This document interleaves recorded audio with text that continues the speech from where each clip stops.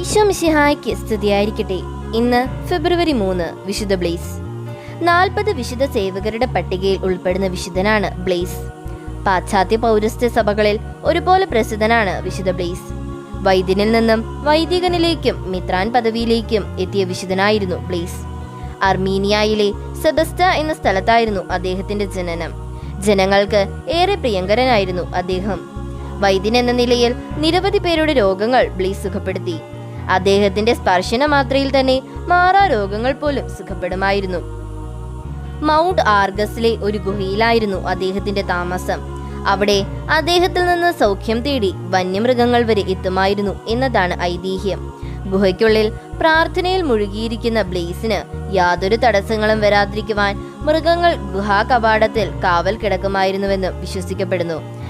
മെത്രാൻ പദവിയിലെത്തിയ ശേഷം മനുഷ്യരുടെ ആത്മീയമായ മുറിവുകളും രോഗങ്ങളും സുഖപ്പെടുത്തുവാൻ ബ്ലെയ്സ് ശ്രമിച്ചു.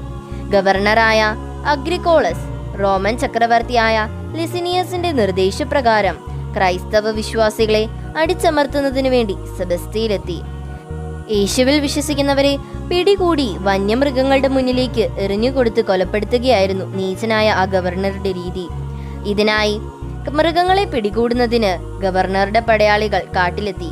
അലച്ചിലിനൊടുവിൽ അവർ ബ്ലെയ്സ് പ്രാർത്ഥനയ്ക്കായി ഉപയോഗിച്ചിരുന്ന ഗുഹയുടെ മുന്നിൽ കാവൽ നിന്നിരിക്കുന്ന വന്യമൃഗങ്ങളെ കണ്ടെത്തി. പ്രാർത്ഥിച്ചു കൊണ്ടിരുന്ന ബ്ലെയ്സിനെ അവർ പിടികൂടുകയും ചെയ്തു.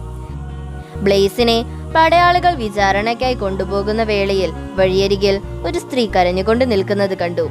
അവരുടെ മകന്റെ തൊണ്ടയിൽ ഒരു വലിയ മീൻമുള്ളു കൊള്ളുകയും അതെടുക്കാനാവാതെ ആ ബാലൻ അവശനിലയിലാവുകയും ചെയ്തിരുന്നു. ബ്ലെയ്സ് അപ്പോൾ തന്നെ ആ ബാലനെ സുഖപ്പെടുത്തി.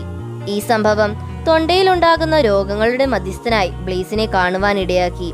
തൊണ്ടയിൽ മുള്ളു കൊള്ളുമ്പോൾ ബ്ലെയ്സ് പുണ്യവാളനെ വിളിച്ച് പ്രാർത്ഥിക്കുന്നവർ ഇപ്പോഴും ധാരാളമുണ്ട്.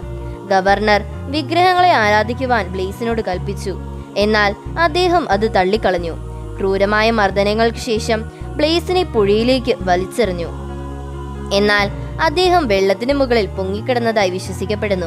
മാത്രമല്ല, വെള്ളത്തിന് മുകളിലൂടെ നടന്ന് കരയിലേക്കെത്തിയ അദ്ദേഹം ഗവർണറെയും കൂട്ടാളികളെയും വെല്ലുവിളിച്ചു.